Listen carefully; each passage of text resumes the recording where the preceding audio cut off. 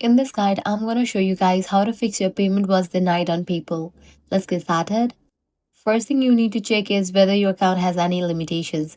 Open PayPal and look for any alerts or notifications on your homepage. If you see one, tap on it and follow these steps to resolve the issue, which may include verifying your identity or submitting documents. Next, make sure your account is fully verified.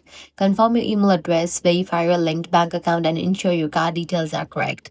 Check that your card has not expired and that your billing address matches exactly with your bank records.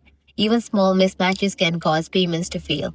Another common reason is insufficient balance or bank restrictions.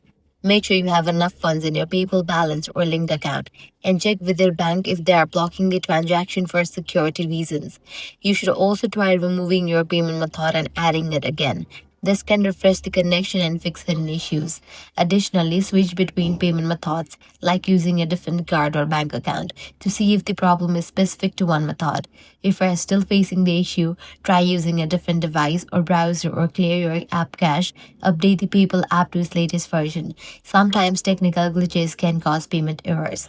Finally, if nothing works, contact people support directly. And that's it. These are the best ways to fix your payment was denied error on PayPal.